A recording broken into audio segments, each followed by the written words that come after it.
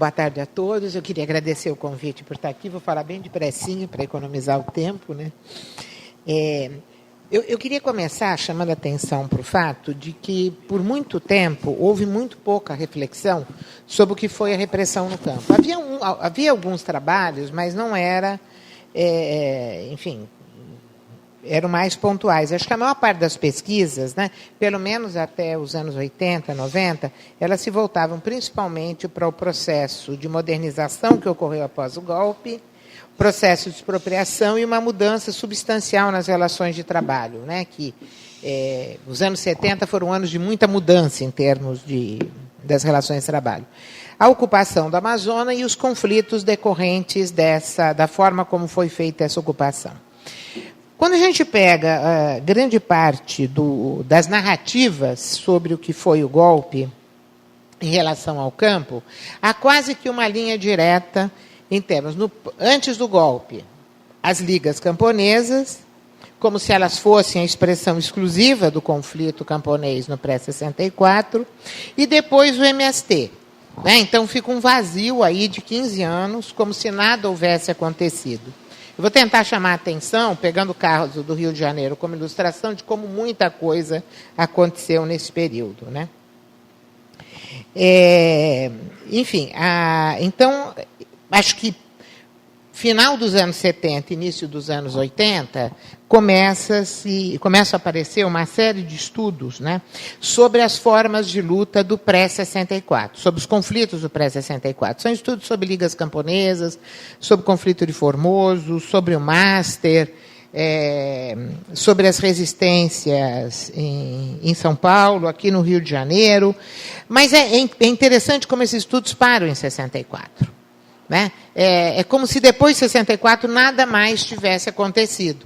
Né? Então, são belíssimos estudos, de muita qualidade, mas o marco é 64. Então, mostra toda a dinâmica camponesa, formas de organização, né? Mas a pergunta é um pouco o que acontece depois do golpe com essas populações mobilizadas. Né? O que aconteceu? Então, a gente tem, normalmente, essa resposta mais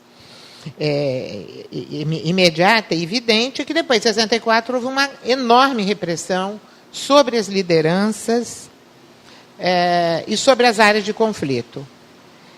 Sobre os partidos, grande parte dos sindicatos, como o Gilney já falou, eles não foram destruídos, mas sofreram intervenção, então mudaram completamente de linha política. Né? Mas e o que aconteceu com as áreas mobilizadas? Né? Eu acho que esse é um ponto importante para a gente marcar. A instalação da Comissão Nacional da Verdade e das comissões estaduais, né, e de algumas municipais, ela trouxe estímulos importantes para a reflexão sobre o que aconteceu com o campesinato. Né? Mas, por exemplo, no caso da CNV, acho que houve uma valorização muito grande da atuação dos grupos de esquerda no campo. Né? O que transformou a questão central dos estudos da preocupação da Comissão Nacional da Verdade com o campo, a questão da guerrilha do Araguaia. Né? Quer dizer, a guerrilha do Araguaia mereceu muita atenção. Não que a guerrilha não fosse importante, que não mereça atenção, não é isso que eu estou querendo dizer. Mas eu estou querendo chamar a atenção que, quando se olha muito para a presença das forças de esquerda organizadas no campo, experimentos de guerrilha, experimentos de organização, talvez se perca um pouco o outro lado da moeda, né, que é um processo de resistência cotidiana e de lutas, né, que, como o Gilney falou, não passam pela presença da esquerda, mas por isso, muitas vezes, tornam lutas locais mais, às vezes, mais sujeitas, inclusive, no geral, ignoradas. É esse o meu ponto. É a ignorância que a gente tem sobre esses processos, que são, como eu vou mostrar adiante, muito difíceis de documentar também. Né? Bom, ao longo do processo da Comissão Nacional da Verdade, né, constituiu-se um grupo de acadêmicos e de representantes de alguns movimentos que se dispuseram a dar contribuições para esse grupo que tratava da questão camponesa na CNV. Né? Bom, esse grupo fez um trabalho mais amplo. Bom, o grupo tinha financiamento da CNV para as reuniões sistemáticas, né, que a gente fazia. Eu participei, Gilney, Moacir, né, o Fabrício também colaborou. Enfim, esse grupo tinha apoio da CNV para se reunir com alguma regularidade para dar andamento ao trabalho, mas não tinha nenhum apoio para fazer pesquisa, né? Não, para ir ao material. Mas a gente fez muito trabalho de recolhimento, de recolher material já pronto, né? Ir atrás de teses, dissertações e começar a buscar indícios, às vezes informações mais substanciais, do que foi a resistência camponesa, a ação camponesa durante a ditadura. Né? O resultado desse trabalho foi esse livro aqui, que foi publicado, como o autor é a Comissão Camponesa da Verdade, né, que é esse grupo, que se chama Relatório Final, Violências de Direitos no Campo, de 46 a 88. Né?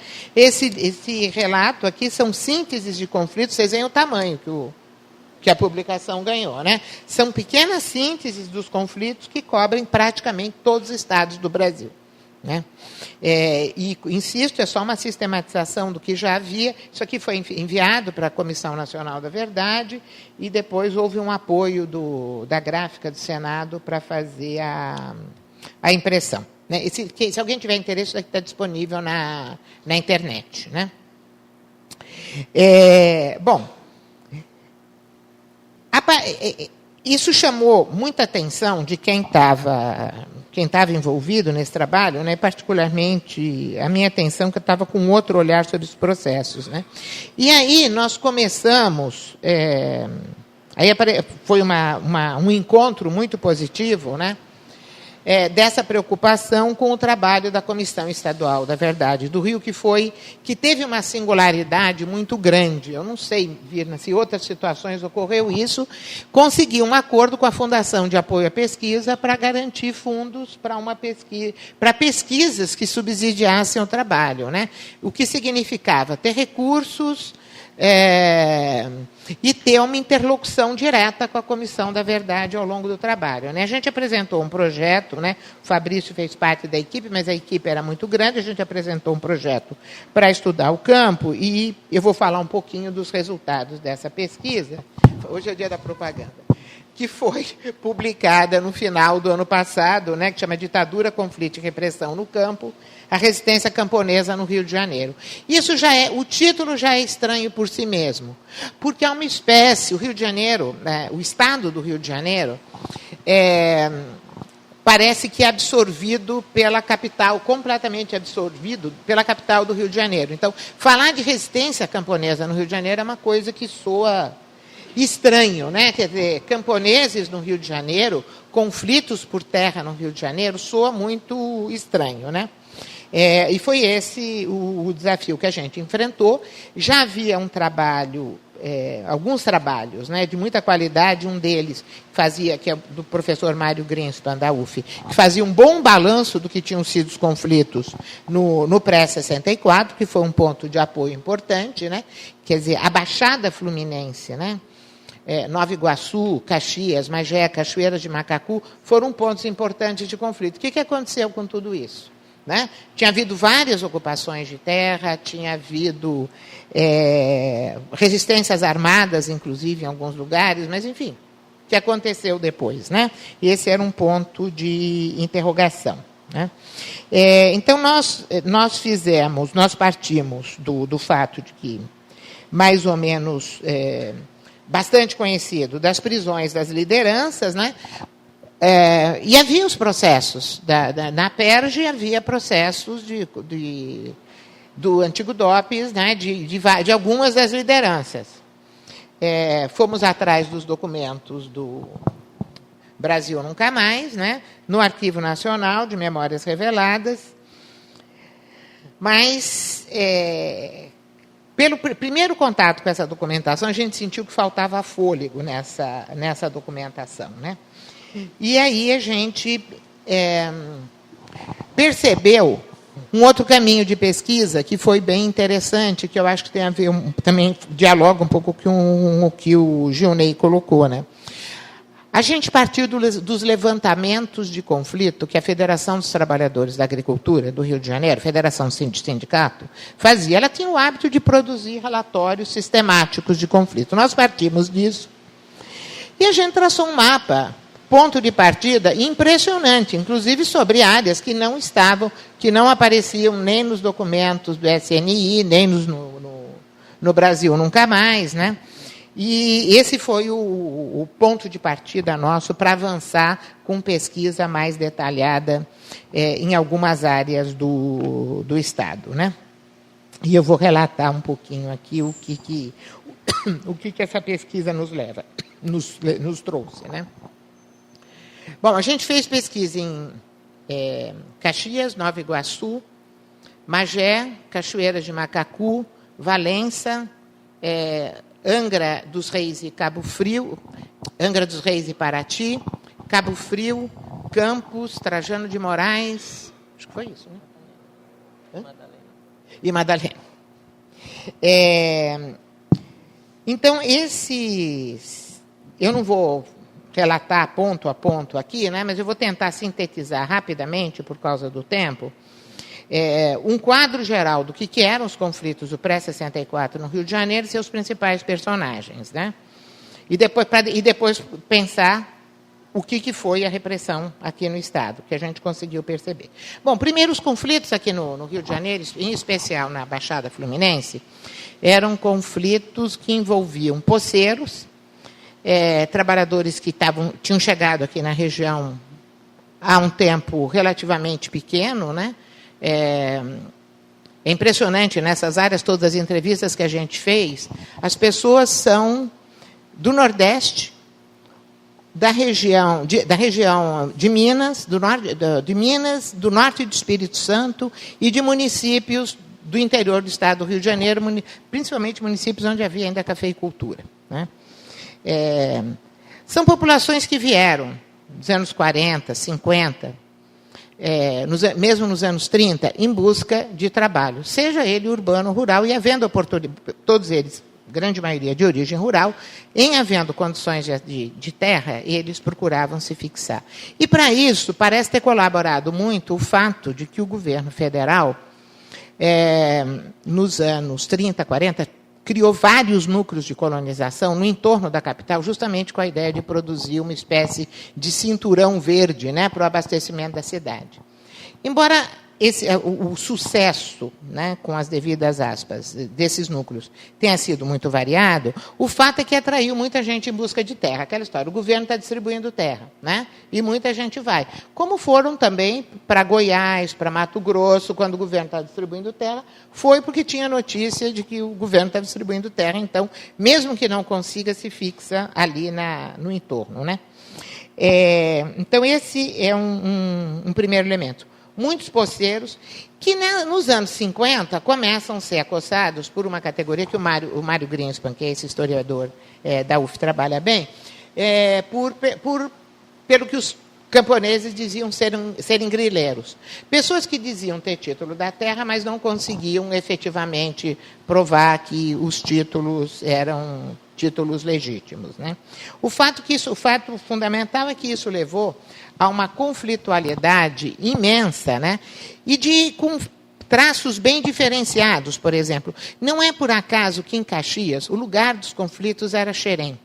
Era o entorno da Fábrica Nacional de Motores, né? Que não era uma fábrica só. Ela, quando foi constituída, ela era uma fábrica, tinha vila operária, vila para os técnicos, etc. E tinha uma área agrícola no entorno dela, né, para produzir para os próprios trabalhadores da fábrica. Não por acaso se dá no entorno da Fábrica Nacional dos Motores os grandes conflitos, né? Aqui em Nova Iguaçu, que agora não é mais Nova Iguaçu, agora o local pertence a Japeri, o conflito de terra é com a família Guinle, né? Quer dizer, não era o tradicional latifundiário, são outras figuras, né? São outras figuras, né? Magé, os conflitos se deram todos no entorno da Companhia América Fabril, que nos anos 50, acho que era, sei lá, uma das maiores indústrias têxteis do Brasil, né, que demarcava suas terras, permitindo que camponeses tivessem acesso a ela. E aí havia uma luta muito grande dos que estavam no entorno para entrar, né. Eu lembro que numa pesquisa que eu fiz, eu conheci a pessoa que tomava parte da área, tomava conta da parte rural da América Fabril e falar. Enfim, foi muito difícil conseguir a entrevista, mas ele falava que qualquer construção nova que havia, a função dele era tirar. Né? Pela foto que ele tinha na casa dele, na sala, a gente já percebia como é que ele tirava, porque era um jovem garboso montado num cavalo com uma espingarda na cintura, a gente entendia perfeitamente qual era o modus operandi dele nesse trabalho. Né? Mas os conflitos foram todos, grande parte deles mesmo foram em torno dessa fábrica. Bom, eu não vou me estender. Tem mais um caso que eu acho interessante mencionar para tentar entender um pouco essa dinâmica aí do que é o conflito fundiário no Rio de Janeiro, que é a Cachoeira de Macacu, uma fazenda chamada São José da Boa Morte, em que os donos eram o Jerônimo e o Abelardo Coimbra Bueno. Um deles era deputado federal por Goiás. Eles haviam sido os planejadores de Goiânia. Né? E ninguém consegue explicar direito como é que eles conseguiram o acesso a essa fazenda no Rio de Janeiro. Né? Bom, a repressão sobre essas áreas, no pós-64, que eram áreas com muita organização. Né? Cachoeira de Macacu houve 2 ocupações de terra. Em Caxias houve algumas ocupações de terra em 2 casos com resistência armada no momento que se tentou expulsar esses camponeses. Em Pedra Lisa houve uma tentativa de expulsão ainda nos anos 50, né, que levou a que o governador, na época, o Miguel Couto, intervisse na situação e distribuísse a terra para os camponeses. Né? Tem até agora lá uma placa na porta da escola, que é uma placa muito interessante, agradecendo o governador pela terra, que a terra era deles. Né? Bom, então, esse nível de organização dessas regiões, né, ele tinha uma característica muito peculiar. A presença de lideranças do Partido Comunista era muito forte, né, mas lideranças mais de base, que tinham um papel importante na organização e na articulação. Uma coisa, se comunicavam as regiões de conflito, uma dava apoio à outra. Nas greves dos trabalhadores urbanos vinha alimento oferecidos por essas regiões aí, de camponeses. Né? Bom, obviamente, é nessas áreas que a repressão é mais forte, e o que eu quero gastar mais o meu tempo é explicar mesmo, trabalhar um pouquinho, pontuar um pouco o que foi essa repressão. Primeiro traço, né, é prisões das lideranças, né? Mas não foi logo depois do golpe, porque a maioria delas conseguiu fugir. O fugir era um fugir ali. Né? Quer dizer, ficar escondido na casa de um amigo, ficar escondido numa pedra, embaixo, dentro de uma gruta, em algum lugar que se conhecia. Quer dizer, o Braulio Rodrigues, por exemplo, ele só foi preso 4 anos depois. Ele disse que ficou circulando pelo Estado, né? Escondido esse tempo todo. Enfim. Mas houve prisões de lideranças intermediárias nos locais. Mas o que é mais interessante explorar foi a violência da repressão sobre as populações locais nas áreas de conflitos. Depois, a gente fez a pesquisa com base em muita entrevista, colhemos muitos depoimentos. Né? E a história em locais diferentes do Estado, pessoas que nunca se conheceram, que não tinham nenhum contato entre si, a história é muito parecida. Né? Dia 1º de abril já começam a circulação de militares, da polícia, nas áreas de conflito, né? Invadindo casas, furando colchões para ver se tinha arma dentro, abrindo armário, enfim, revirando a casa atrás de armas. Porque havia circulava-se o boato de que esses camponeses estavam se armando, né? Nós estamos em 64, Revolução Cubana, um pouquinho antes, enfim. É todo um contexto que facilita esse tipo de narrativa, né? Então, a repressão foi muito violenta nessas áreas, mas muito violenta, né? Várias pessoas tiveram dificuldade de narrar, de contar o que tinha se passado. E isso levou a uma espécie, a uma retração, né? Mas o que é essa retração? Né? Os depoimentos que a gente conseguiu são pessoas que estão no local e que estavam no local, ou que os pais estavam no local, porque, obviamente, muitos já velhinhos, já morreram, etc. Né? As pessoas ficaram no local, em casa de parentes. Ocupavam terras, ficavam em terras que ainda estavam, que tinham algum tipo de disponibilidade. Então, o ficar por lá era sair, voltar. Então, elas permaneceram na região. E o caso de Cachoeiras de Macacu, que o Fabrício e o Ricardo, que foi outro participante da pesquisa, trabalharam melhor, é extremamente interessante. Porque se a gente compara a lista de presos na ocupação de 1961, a ocupação de 1963 e a ocupação de 1979, na abertura, tem nomes, tem pessoas que são as mesmas. Né? Tem os mesmos nomes na lista. Ou seja, isso é um indicativo importante, né, de uma resistência ali no local. Né? Não são as grandes figuras, são pessoas do local que resistem e que trazem, enfim, colocam na frente das suas ações a questão de uma convicção do seu direito à terra. Né? Além disso, tem as ações das milícias privadas. É isso que o Gilney falou. Né? Quer dizer, no momento em que as organizações camponesas estão em processo de perseguição, etc., as milícias privadas também têm terreno aberto para atuar. Né? Mas também houve uma atuação de agentes estatais que não era a polícia nem o exército. Né? Acho que é um caso interessante, que está até num trabalho que eu e o Fabrício escrevemos. Né?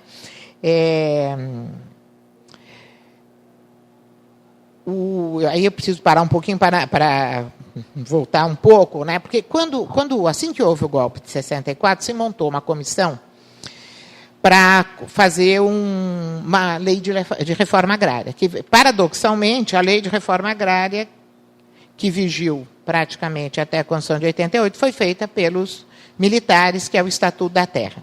O Estatuto da Terra previa a criação de comissões de verificação, que era uma espécie de comissão que ia verificar quem poderia ter acesso à terra e quem não poderia.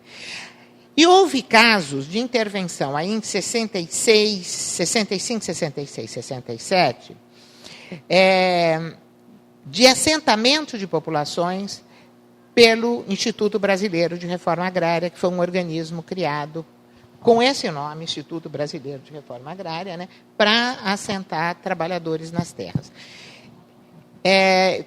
Tem casos espalhados pelo Brasil onde foram feitos projetos com essa lógica. Né? O Alexandre de Gusmão, em Brasília, o projeto Iguatemi, no sul de Mato Grosso, e o Complexo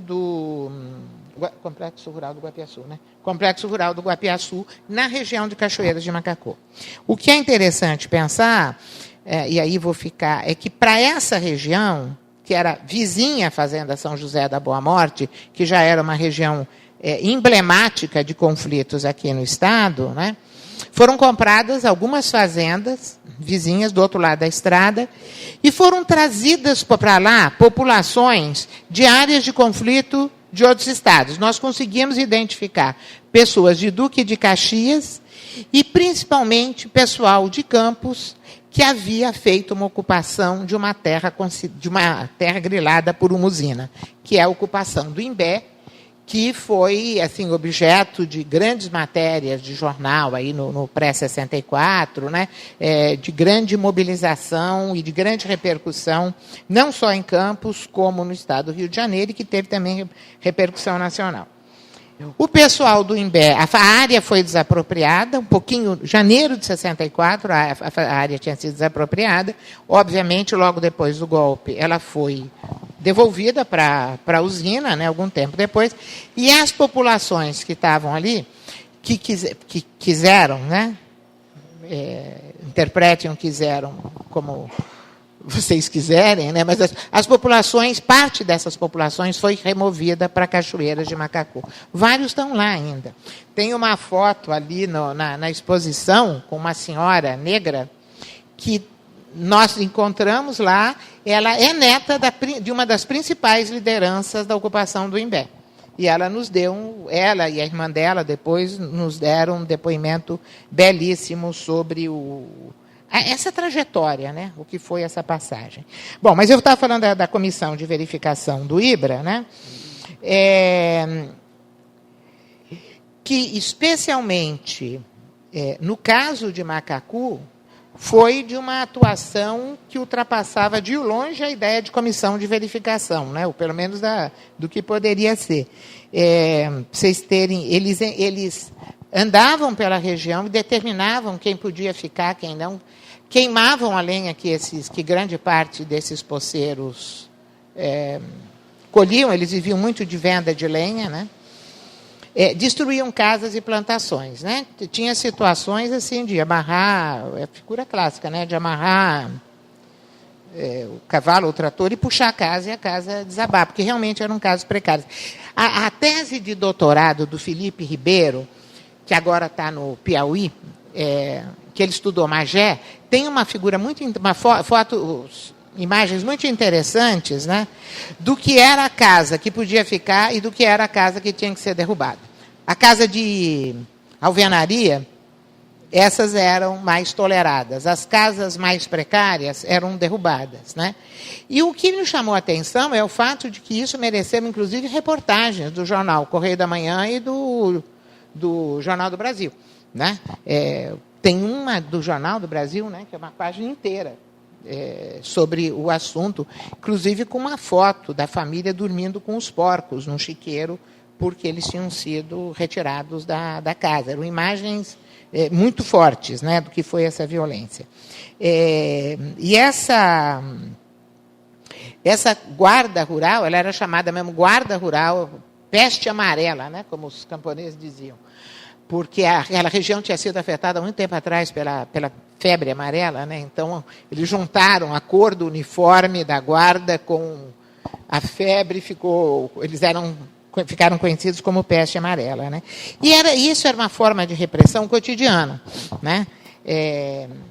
Sobre as famílias, né? Acho que há outros casos interessantes, né? Macacu eu acho que particularmente interessante por conta da capacidade de resistência, né? A gente vai lá conversar, as pessoas estão lá e contam essas histórias ainda de uma resistência surda, né? Ao longo desse tempo, que o Scott chama resistência teimosa, né? O pessoal vai ficando, até porque não tinha muitas alternativas, né? Acho que uma outra situação particularmente interessante de conflitos é o caso do Litoral Sul, que é o típico caso onde não tinha partido nenhum. Na Baixada ainda tinha uma atuação anterior do Partido Comunista. No Litoral Sul, não. O Litoral Sul era uma área relativamente isolada, que tinha contato entre si com o Rio de Janeiro e com São Paulo, basicamente via mar, né? E que, com a construção da Rio Santos, virou de ponta cabeça, né? Porque foram grandes empreendimentos, né? Para fazer resorts, etc. As terras se valorizaram e as comunidades locais, caiçaras e poceiros, começam a ser fortemente pressionadas, né? Também são situações em que há muita violência, as casas de caiçaras queimadas. Quer dizer, tem alguns casos de conflito emblemáticos, né? Por exemplo, Trindade, em Paraty, foi um caso que ficou muito conhecido, né? E um deles que eu queria mencionar, para falar um pouco dessa resistência que atravessa o tempo, é o do Campinho. Campinho, nos anos 80, era uma comunidade de poceiros negros, né? A origem era justamente uma antiga fazenda de café que o proprietário parece que doou uma parte das terras para ex-escravos, porque aquela área foi toda abandonada, foi uma área de cafeicultura toda abandonada. A resistência de Campinho foi uma resistência emblemática aqui no Rio de Janeiro nos anos 80. Né? E o interessante é pensar que, com a Constituição de 88, Campinho rapidamente assumiu a identidade de quilombola, e foi a primeira área quilombola a ser oficialmente reconhecida no estado do Rio de Janeiro. E Campinho, ainda é hoje, lidera um fórum de comunidades tradicionais do Litoral Sul. Né? Quer dizer, o pessoal de Campinho, obviamente não são as mesmas pessoas, mas o pessoal de Campinho, como eles gostam de ser chamados, né? O pessoal de Campinho ainda tem um protagonismo muito grande nos conflitos na região. Acho que esses são elementos interessantes para a gente pensar uma continuidade invisível, né? que é importante conhecer, né? E, finalmente, um outro caso que eu acho importante mencionar é o caso de Valença, né, de uma fazenda, uma antiga fazenda do Ministério da Agricultura, que tinha moradores, que o Ministério tolerava a presença deles. A fazenda foi incorporada pela Embrapa, e, a partir desse momento, a Embrapa começou a expulsar esses moradores, sem nenhuma diferença de tratamento, da forma como os antigos proprietários, como os proprietários de terra, etc., agiam. A Embrapa, quando ela incorporou a fazenda, a atuação dela junto aos moradores foi no mesmo estilo, com milícia, com capanga, com pressão de tudo quanto era tipo que se pode imaginar. Quando nós fizemos a pesquisa, ainda tinha uma família sobrante nas áreas, né? As demais já tinham saído. Bom, outro aspecto que eu queria chamar a atenção é que não é só repressão, né? O Exército, os militares tiveram uma preocupação também, pelo menos nos primeiros momentos, com algum tipo de apoio a essas áreas onde eles estavam fazendo projetos de colonização. Né? Não por acaso, o IPM do Partido Comunista Brasileiro, né, que é um IPM assim, 30 mil páginas, né, mas que foi sintetizado naqueles 4 volumes lá do Ferdinando de Carvalho, né? E ali tem algumas indicações interessantes em relação a uma preocupação muito grande com os conflitos aqui no Rio de Janeiro, justamente porque ele dizia, isso era literal, que eles constituíam uma espécie de cinturão em torno da capital federal. Daí o risco da guerrilha, né, em torno da capital. Daí a gente pode entender a intensidade da repressão. Um outro aspecto interessante desse IPM é a leitura que eles fazem da situação dos camponeses, né? Quer dizer, um reconhecimento que a população camponesa é pobre, abandonada, que o Estado nunca olhou para elas, né? E que, por isso, elas eram presas fáceis do comunismo. Ou seja, isso dá uma chave para entender esses fatos. Para os comunistas, a repressão, né? Para os camponeses, algum tipo de apoio. Então, nesses projetos aí de 66, 67, e isso depois vai ser transferido para a região norte do país, lá para a região do Araguaia, né? Foram feitas as chamadas ações cívico-sociais do Exército. Então, instalaram postos de saúde, escolas, faziam campanhas de vacinação, etc. Não é só repressão, é uma tentativa de atrair essas pessoas, né, para a órbita do Exército. Isso foi, na região de Cachoeira de Macacu, isso foi muito presente. Né? Bom, como eu disse, o singular de toda essa história é que isso aparece muito pouco nos arquivos. Né? Eu acho que grande parte do que a gente fez, conseguiu obter na pesquisa, né, foi através de entrevistas nos locais. Né? Se nós tivéssemos começado a pesquisa hoje, nós não íamos conseguir fazer, ou íamos fazer muito menos do que fizemos. Alguns orientandos meus que estão continuando o trabalho em algumas regiões estão encontrando um certo clima de fechamento. Né? Não falam com tanta facilidade como falavam antes, onde a questão da Comissão da Verdade aparecia na televisão, nos jornais, eles viam muita notícia, então eles eram mais sensíveis à possibilidade de falar sobre o seu passado. Né? Bom, eu vou encerrando por aqui, que a Virna já me passou o bilhetinho, mas queria chamar a atenção, ainda nessa lógica da resistência silenciosa e teimosa, né, o fato de que, nos anos 80, quando começa a abertura, tem as ocupações do MST no Sul, mas no Rio de Janeiro tem uma leva de ocupações de terra. Né? Uma primeira que foi feita muito com uma presença muito forte da igreja, que foi em Cachoeiras de Macacu, de novo na Fazenda São José, e que o sindicalismo imediatamente incorporou e fez inúmeros atos aqui no Rio de Janeiro, em Macacu, etc., chamando a atenção, pedindo a desapropriação da fazenda, que acabou sendo desapropriada. Mas em Caxias, em Nova Iguaçu, entra uma outra leva muito grande de ocupações, né? O sindicato não estava presente, o sindicalismo em Caxias e Nova Iguaçu, ele teve muita dificuldade para se reconstituir, mas onde a presença da igreja foi importante. Né? Não esqueçamos que ali tudo era diocese de Nova Iguaçu, Dom Adriano Hipólito, e que Dom Adriano um pouco abrigou, né, essas lideranças. Quando a gente pega essas ocupações aí do início dos anos 80, e pega a história de algumas famílias e de algumas lideranças, a gente vê que elas já estavam presentes no pré-64. É, de novo, essa história de pessoas que estavam por ali, né? E que mantém essa memória dos conflitos e, de alguma maneira, articulou localmente, em havendo uma oportunidade, a oportunidade das ocupações aparece porque tinha uma articulação anterior. Né? As ocupações não caíram do céu.